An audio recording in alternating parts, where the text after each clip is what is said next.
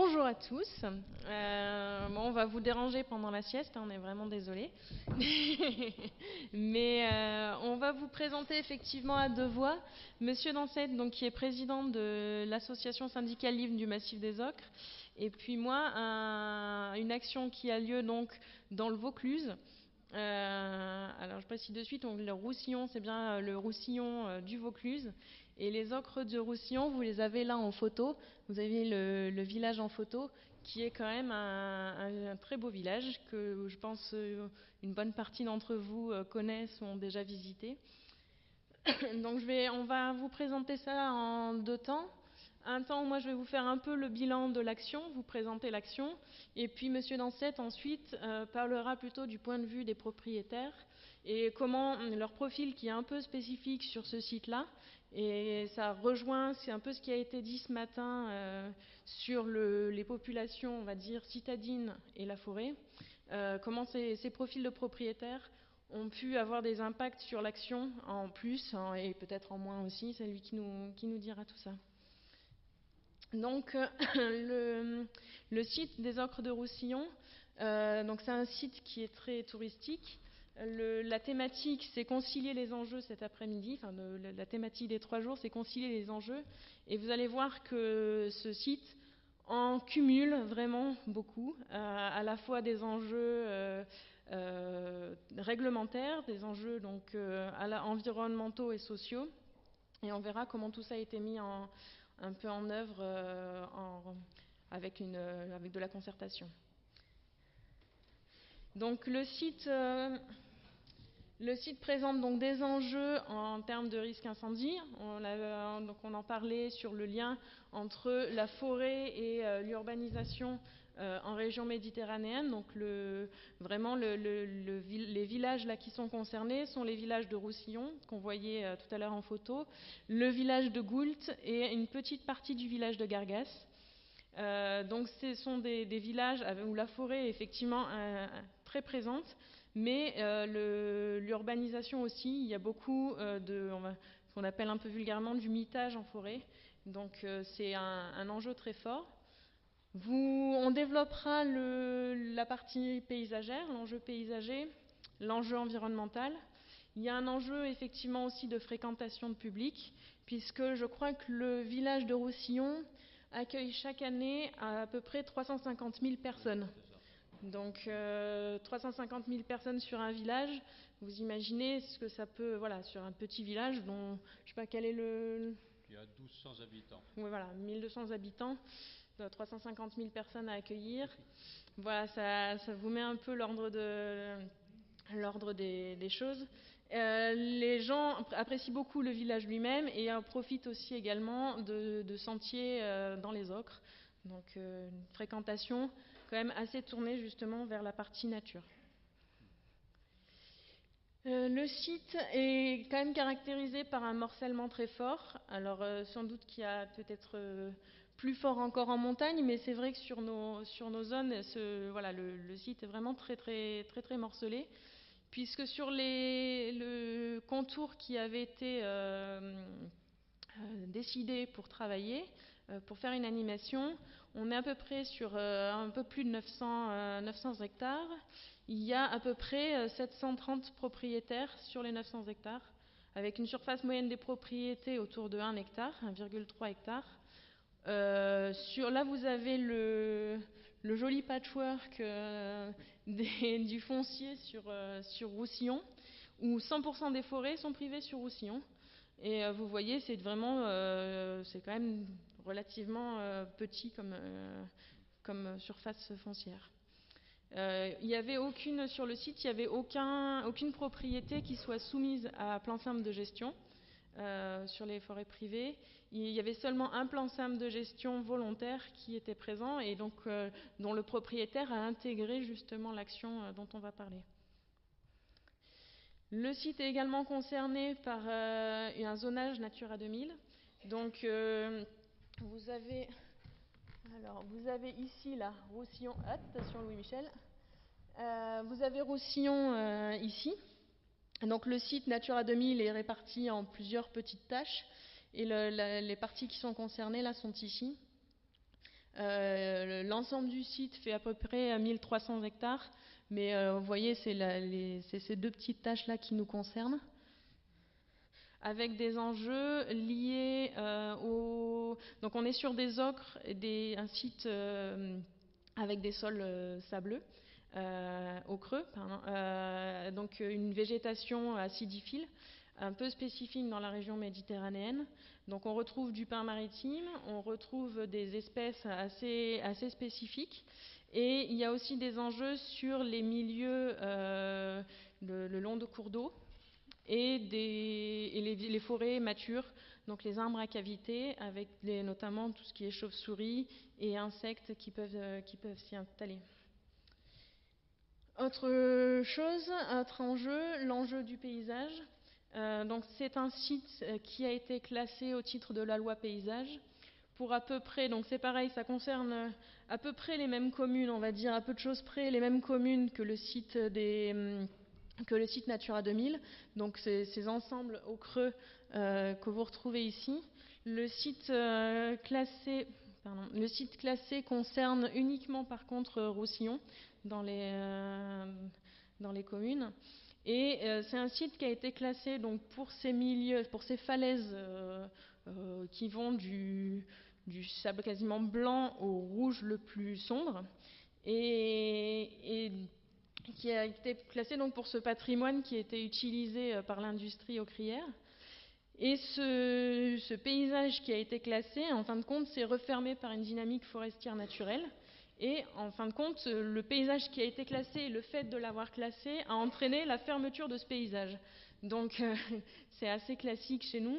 Mais voilà, le classement, en fin de compte, a figé un état des lieux au niveau un état de gestion qui a entraîné la fermeture du paysage, et on ne voit plus ces falaises qui étaient justement si précieuses.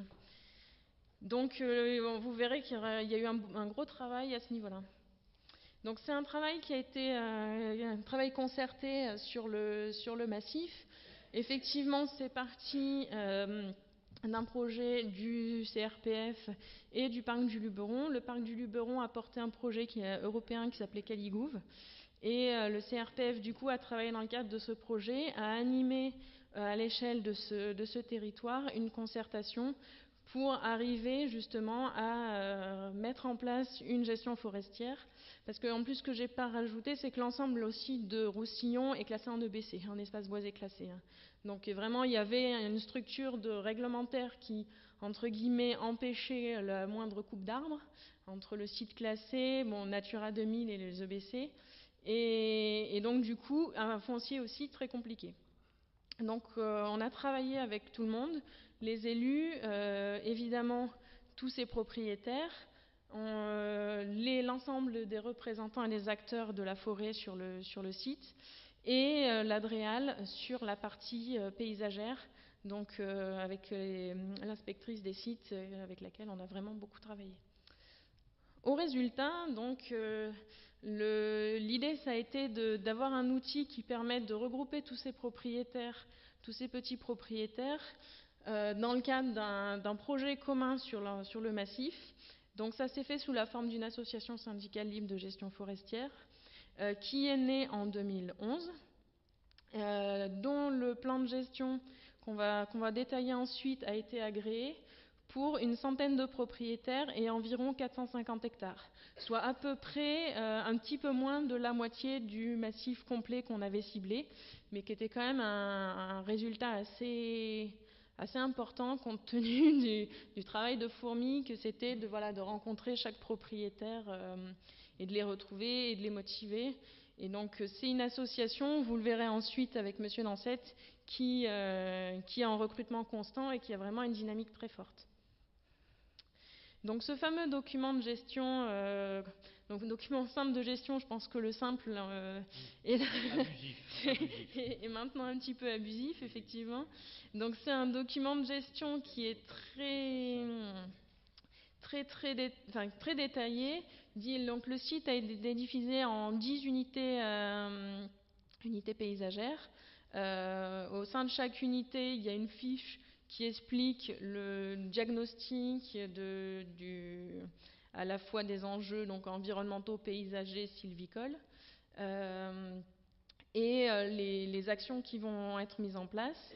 Donc ça a été agréé au titre du paysage et complété par un observatoire photographique qui a été demandé donc par la DREAL pour à la fois avoir un aspect de mémoire et dans le temps, voir comment effectivement là le paysage va évoluer avec la gestion forestière, et parce que du coup aussi la DREAL était entre guillemets un tout petit peu frileuse quand même au départ sur de remettre en gestion tout ça, et voulait avoir une simulation de ce que ça pourrait donner des coupes intégrées au niveau du paysage. Donc là, Louis Michel, ce ne sont pas deux diapos identiques, mais je vais passer à la seconde diapo et il faut repérer bien les zones de forêt. Et vous voyez qu'on a fait des simulations sur les coupes et ce que ça pourrait donner dans le paysage. Donc je vous remets celle d'avant. Voilà, je ne sais pas si vous repérez les zones qui ont été touchées. Donc il y a une zone là, hop, une zone ici qui est touchée, et une zone ici qui est touchée également. Et c'est pareil en bas, on voit les arbres qui disparaissent pour simuler les coupes. Voilà, donc ça c'est un travail qui a été assez long et très fin, ça a nécessité quand même pas mal de discussions avec la DREAL, mais du coup le plan simple de gestion a été agréé dans son ensemble au niveau du ministère de l'Environnement par rapport aux sites classés. Il est aussi agréé au titre de Natura 2000, mais là directement par le CRPF. Et pour lancer, on va dire, la dynamique de l'association et justement pouvoir avoir un premier retour d'expérience, l'idée c'était aussi d'avoir une opération pilote au sein du site.